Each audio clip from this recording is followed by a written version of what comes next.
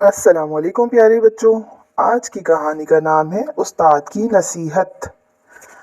کچھ عرصہ پہلے ایک شخص نوکری کے لیے ادھر ادھر بہت پریشان پھر رہا تھا۔ آخر کار جب اسے ایک فیکٹری میں نوکری ملی تو اس نے جا کر سب سے پہلے اپنے استاد کو بتایا۔ وہ بہت خوش ہوئے اور انہوں نے ایک نصیحت بھی کی۔ بیٹا، وہاں ہونے والے ہر کام کو تم کرنے کی کوشش کرنا اور خاموشی سے اپنا وقت گزارنا۔ ندیم نے ایسا ہی کیا۔ اسی نصیحت پہ عمل کرتے کرتے کافی ٹائم گزر گیا، پر وہ دیکھ رہا تھا کہ اس کے بعد آنے والے لوگ، سفارش سے آنے والے لوگ آگے ترقی کر رہے ہیں اور وہ ابھی تک وہیں کھڑا ہے جہاں وہ پہلے تھا۔ اب وہ کچھ بوریت اور اداسی محسوس کرنے لگا تھا۔ اسی طرح منہ لٹکائے وہ اپنے استاد کے پاس دوبارہ گیا۔ اس بار استاد اسے اداس دیکھ کر پوچھا، کیا بات ہے ندیم بیٹا، تم کچھ پریشان ہو؟ ندیم نے کہنا شروع کیا، استاد، میں پہلے دن سے، اپنی نوکری کے پہلے دن سے آپ کی کہی ہوئی ہر بات مان رہا ہوں۔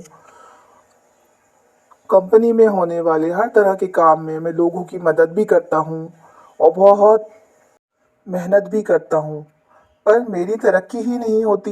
میرے بعد آنے والے مجھ سے آگے بڑھ گئے ہیں۔ آپ بتائیں میں کیا کروں؟ استاد نے تھوڑی دیر سوچا اور اس کے بعد کہا، جو میں کہوں گا وہ کرو گے؟ ندیم نے اس بات میں سر ہلایا، جی کروں گا۔ استاد نے کہا، بیٹا ایک دن کی چھٹی لے لو۔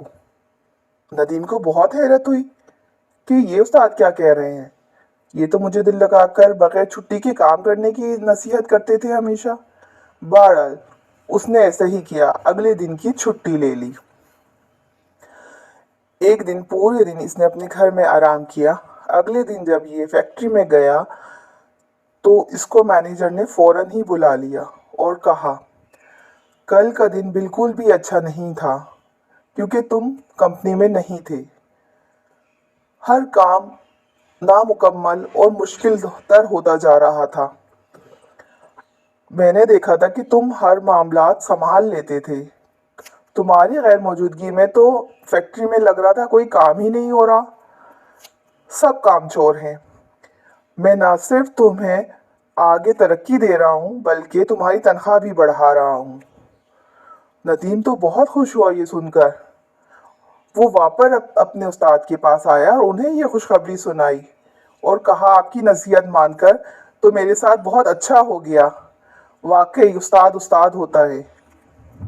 پیارے بچوں، آج کی کہانی کا مقصد یہ ہے کہ استاد کی دانشمندی تک ہم نہیں پہنچ سکتے، اس لیے جو بھی وہ کہتا ہے ہمیں بلا چوں و چرا اس پر عمل کرنا چاہیے، اس میں ہماری ہی کامیابی ہے۔